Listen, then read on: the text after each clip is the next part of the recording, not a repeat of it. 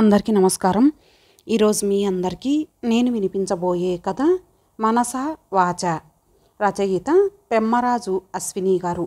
ఇక కథలోకి వెళితే, తెల్లవారి వీధి గుమ్మంలో ముగ్గు పెడుతున్న సుందరి గారికి పొగమంచులోంచి ఆకుపచ్చ పసుపు చుడిదారిలో నడుచుకుంటూ వస్తున్న అమ్మాయి కనిపించింది. ఈ అమ్మాయి ఎవరా అని అనుకుంటూ ఉండగా మరుక్షణంలో వచ్చింది తన అక్క కూతురు అవంతి అని పోల్చింది. అమ్మలు, అవంతి ఏంటిరా ఇలా మేము గుర్తొచ్చాము అంటూ ఆట పట్టించింది. తాను ఎంత నవ్వుతూ అన్నా కూడా అవంతిలో స్పందన లేకపోవడంతో ఏదో తేడా ఉందని అర్థమైంది. ఇంతలో, తెల్లవారే ఎవరితో మాట కలిపావోయ్, నాకు కాఫీ ఇచ్చేది ఉందా అంటూ గుమ్మంలోకి వచ్చారు గోపాలంగారు. ఇంతలో అవంతిని చూసి, హే, అమ్మాయి వస్తే గుమ్మంలోనే కబుర్లా అంటూ లోపలికి తీసుకెళ్ళి, అమ్మాయి, అల్లుడుగారు రాలేదా అంటూ అడిగారు.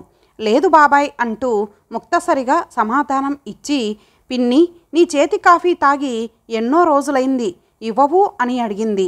అయ్యో నా మతిమండ, నిన్ను చూసిన సంబరంలో మర్చిపోయా, ఉండు వస్తా అంటూ వంటగదిలోకి వెళ్ళి ముగ్గురికి పొగలు కక్కుతున్న వేడి కాఫీ పట్టుకొచ్చారు.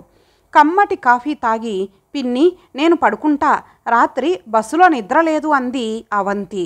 నేను అలా వాకింగ్ పోయి వస్తానోయ్ అంటూ బయలుదేరారు గోపాలంగారు. అమ్మలు, టిఫిన్ తినేసి పడుకో, పొట్టలో తిండి పడితే నిద్ర హాయిగా పడుతుంది, నీకు ఇష్టమైన దోశలు వేసిస్తా కొబ్బరి పచ్చడితో అంది. హాయ్, దోశలే అయితే నేను సిద్ధం అంటూ చిన్నపిల్లలాగా గారాలు పోయింది. స్నానం, టిఫిన్లు ముగించి కాసేపు పడుకుంది అవంతి. ఇంతసేపటి నుంచి తన మొగుడి గురించి కానీ మెట్టినింటి గురించి కానీ ఒక్క మాట కూడా రాకుండా జాగ్రత్త పడింది అవంతి. కానీ దాని వెనక ఏదో సమస్య దాగి ఉందని ఇట్టే పసిగట్టేశారు గోపాలం దంపతులు. ఇంతలో సుందరి గారి ఫోన్లో అల్లుడు గారు అనే నెంబర్ నుండి ఫోన్ వచ్చింది. అత్తయ్య గారు, అవంతి ఏమైనా అక్కడికి వచ్చిందా అంటూ మెల్లిగా అడిగాడు. వెంటనే సుందరి గారు, అవంతి ఇక్కడే ఉంది, ఏం అల్లుడు గారు, మీకు చెప్పి రాలేదా తాను అంటూ అడిగింది. కంగారుగా, లేదు అత్తయ్య గారు, నిన్న రాత్రి ఆఫీస్ పార్టీ ఉంది, కొంచెం లేట్ అవుతుంది అని మెసేజ్ పెట్టాను, మీ ఇష్టం, మీకు నచ్చింది చేసుకోండి అంటూ రిప్లై ఇచ్చి ఆ తర్వాత ఫోన్ ఆన్సర్ చేయలేదు. ఏదో అలిగిందిలే, ఇంటికొచ్చి బుజ్జగించొచ్చు అనుకొని 11ంటికి వచ్చి చూస్తే ఇల్లు తాళం పెట్టి ఉంది. తన ఫ్రెండ్స్కి, తన తల్లిదండ్రులకు, తమ్ముడికి ఫోన్ చేసి అడగలేక అడిగాను, వాళ్లకు తెలియలేదు, కానీ అత్తయ్య గారు బహుశా మీ ఇంటికి వచ్చి ఉంటుందేమో అని ఇక్కడికి కాల్ చేశా. తాను ఇక్కడ లేని పక్షంలో పోలీస్ స్టేషన్లో మిస్సింగ్ కంప్లైంట్ ఇద్దామని అనుకుంటూ ఆఖరి ప్రయత్నంగా మీకు కాల్ చేశా అంటూ బాధతో చెప్పాడు. అతని పరిస్థితి చూసి, అయ్యో అల్లుడు గారు, అవంతి ఇక్కడే క్షేమంగా ఉంది, మీరు ఇక్కడికి రండి, ఆ తర్వాతి సంగతి తర్వాత చూద్దాం అని చెప్పి ఫోన్ పెట్టేసి టూకీగా విషయమంతా గోపాలంగారికి చెప్పింది. అప్పుడు గోపాలంగారు, నిజమే సుందరి, పొద్దున్నుంచి అమ్మాయి పరాకుగా ఉంది, మునుపు ఉండే చలాకీతనం లేదు, 2-3 సార్లు అడిగినా మాట దాటేసింది. అవంతి చాలా చురుకైనది, చక్కటి కనుముక్కు తీరు, చలాకీ, మాటకారితనం, చదువులో ఎప్పుడు ముందుండేది, తనంత తానే సొంతంగా ఉద్యోగం తెచ్చుకుంది. ఆ మాటకొస్తే మన ఇంట్లో తాను ఇంటర్ చదివిన 2 సంవత్సరాలు ఎంత కలివిడిగా అలవాటైందంటే, నువ్వు నేను కూడా మన అమ్మాయి రాధిని ఒక్కోసారి మర్చిపోయి అవంతి అని సంబోధించేవాళ్ళం. దాంతో రాధి అలిగి కూర్చునేది గుర్తుందా? ఆ మాట విని సుందరి, అవును, ఇద్దరూ ఒక ఈడు వాళ్ళే, బావగారి ట్రాన్స్ఫర్ రీత్యా అవంతి మన రాధితోనే చదువుకుంది, ఇంటర్మీడియట్. రాధి బీఎస్సీ చేస్తే అవంతి బీకామ్ చేస్తూ సీఏ పూర్తి చేసింది. హైదరాబాద్లోనే ఒక మంచి కంపెనీలో ఉద్యోగం, అక్కడే సుధీర్ పరిచయం, ఇద్దరూ ఇష్టపడి పెళ్లి చేసుకున్నారు. నిండా 3 సంవత్సరాలు కాలేదు. ఇంతలోనే ఇలా కొట్టుకొని, ఏంటండి ఇదంతా, పోనీ రాధిని రమ్మని చెబుదామా అని అడిగింది. వద్దు సుందరి, సుధీర్ని రాని, అసలు విషయం తెలిసాక చూద్దాం. అయినా మనం ఉండేది గుంటూరు దగ్గర వినుకొండ, రాధి ఉండేది బెజవాడ, అంతగా అవసరమైతే 3-4 గంటల్లో వచ్చేస్తుందిగా. ఇప్పుడు మళ్ళీ రాధి వచ్చేస్తే వాళ్ళాయన కృష్ణకి ఇబ్బంది, సుధీర్ని హైదరాబాద్ నుండి రాని, అప్పుడు చూద్దాం, అంతవరకు నువ్వు అవంతిని ఏమీ అడగకు. ఇంతలో పిన్ని ఇంకో రౌండ్ కాఫీ ఇస్తావా అంటూ హాలులోకి వచ్చింది అవంతి. అలాగే మహారాణి, తమరి ఆజ్ఞ అంటూ నాటక పక్కీలో చెప్పేసి నవ్వుతూ కాఫీ పెట్టి ఇచ్చింది. పిన్ని ఇవాళ వంట నేను చేయనా అంటూ అడిగింది. ఇద్దరం కలిసే చేద్దాంరా, మరి ఇంకాసేపు ఆగితే మీ బాబాయ్ ఆకలి అంటూ ఇల్లు పీకి పందిరి వేస్తారు, అసలే కిష్కిందాపురి అగ్రహారికులాయే అంటూ గోపాలంగారి మీద చమత్కార బాణం వేసింది ఆవిడ. వారిద్దరి సరసాలు చూసి అవంతికి ముచ్చటగా అనిపించింది. వంట పని చేస్తూ, ఇంతకీ మీ అత్తమామలు ఎలా ఉన్నారు? ఎక్కడ ఉండేది మీ ఆడబిడ్డ? కాన్పూర్ కదా, ఈ మధ్యలో ఫేస్బుక్లో చూసావా, మంచి ఫోటోలు పెట్టింది. ఇంతకీ నువ్వు అసలు ఈ మధ్య ఉలుకు పలుకు లేదు, అంతా బానే ఉందా?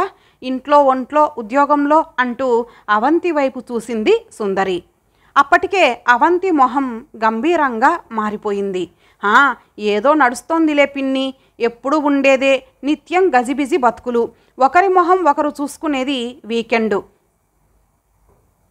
అది కూడా ఈ కార్పొరేట్ కల్చర్ దెబ్బకి వీకెండులు పార్టీల పేరు చెప్పి ఆ కాస్త టైం కూడా ఏకాంతం ఉండదు, పేరుకే ఒంటరి కాపురం.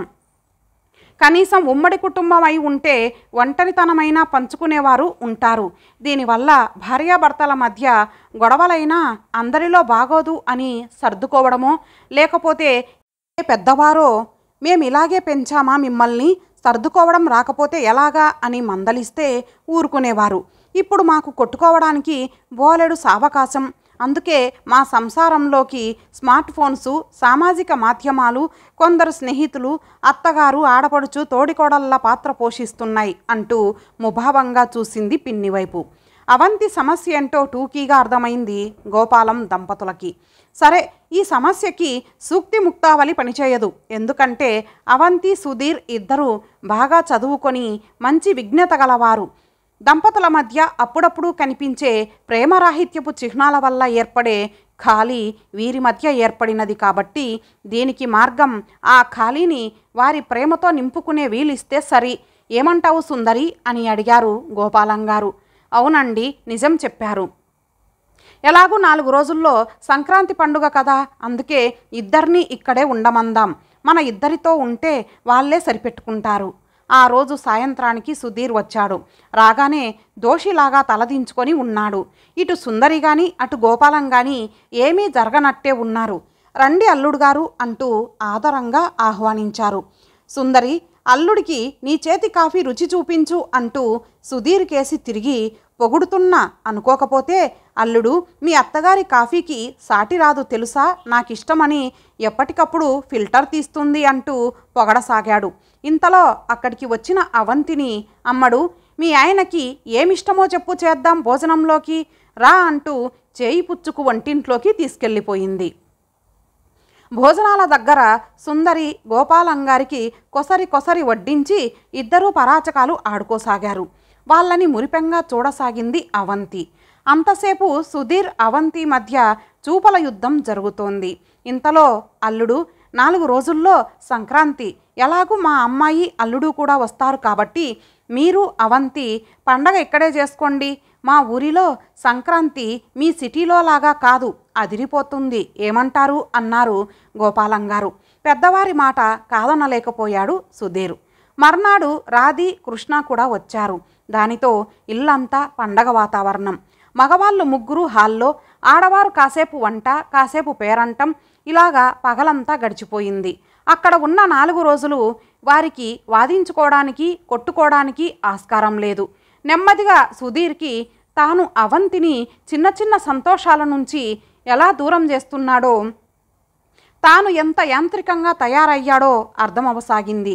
అలాగే అవంతికి కూడా భర్తని ఎలా లాలించి బుజ్జగించాలో తన పిన్ని ప్రవర్తన వల్ల అర్థమవసాగింది. పిన్ని ఎప్పుడు బాబాయ్ మాటకు ఎదురు చెప్పే ప్రయత్నంలో అరవదు. మెల్లిగా మీరు ఊరుకోండి, ఏదో అప్పటికి అలా చేసేసా, ఈసారికి సర్దుకుందాం అంటూ నచ్చజెబుతుంది. పిన్ని, బాబాయ్ ఇద్దరూ కూడా ఒకరికి ఒకరు అన్నట్టు ఉంటారు. పిన్ని చేసే పనుల్లో లోపాల్ని తన చతురతతో చెప్తాడు బాబాయ్. బాబాయ్ మీద చిరుకోపం వచ్చినా సర్దిపుచ్చుకొని సమయం చూసి చమత్కార బాణాలతో చురకలు వేస్తుంటుంది. సంక్రాంతి రోజు ఊరిలో జరిగే జాతర దగ్గరికి వెళ్ళి అంతా సరదాగా గడిపారు. రాధి కృష్ణ కూడా మంచి జోడి. ఒకరి మీద ఒకరి చలోక్తులు వేసుకుంటూ సరదాగా ఉంటారు. కనుమ రోజు అవంతి కోరిక మేరకు అందరూ మంగళగిరి వెళ్ళి పానకాల స్వామిని దర్శించుకున్నారు. అక్కడి నుండి రాధి కృష్ణ కూడా వారి ఇంటికి బెజవాడ వెళ్ళిపోయారు. వీరు తిరిగి వినుకొండ వచ్చేశారు. ఆ రోజు రాత్రి అవంతి సుధీర్ని ఒక దగ్గర ఉండేలాగా వదిలేశారు గోపాలం దంపతులు. ఆ గదిలో ఒక పావుగంట మౌనం నడిచింది. చాలాసేపు తర్వాత అవంతి, నేను నిన్ను నెగ్లెక్ట్ చేశా కదా, సారీ. నువ్వు వాదించిన ప్రతిసారి నీ మాటలో అహం చూశాను తప్ప నీ బాధలో లోతు గమనించలేదు. గోపాలం మావయ్య గారిని చూశాక భార్యని ఎంత మురిపెంగా చూడాలో తెలిసింది. ఇక మీదట పార్టీలని ఫ్రెండ్స్ అని నిన్ను ఒంటరిదాన్ని చేయను, నన్ను క్షమించవు అంటూ మాట ముగించేలోపు అవంతి వచ్చి సుధీర్ని హత్తుకొని, నన్నే క్షమించండి, మీకు మంచిగా నా బాధ ఎలా చెప్పాలో తెలియక అరిచి సాధించేదాన్ని, అంతేగాని మీ మీద ప్రేమ లేక కాదు. అలా అవంతి సుధీర్ల మధ్య మనసులో దూరం కరిగిపోయింది. ఇంతలో అమ్మాయి భోజనాలు చేద్దాం వస్తారా అంటూ కేకేసింది సుందరి. గదిలో నుంచి తేలిక పడిన మనసులతో చిరునవ్వుతో ఇద్దరు భోజనాల దగ్గరికి వచ్చారు. వారిని చూసి గోపాలం గారు సుందరి గారు తమలో తాము, హమ్మయ్య తుఫాన్ తీరం దాటింది, ఇక అన్నీ నవ్వుల విరిజల్లులే అనుకున్నారు. ఇంతటితో ఈ కథ సమాప్తం. మరలా మరొక మంచి కథతో కలుద్దాం. అంతవరకు సెలవు. నమస్తే.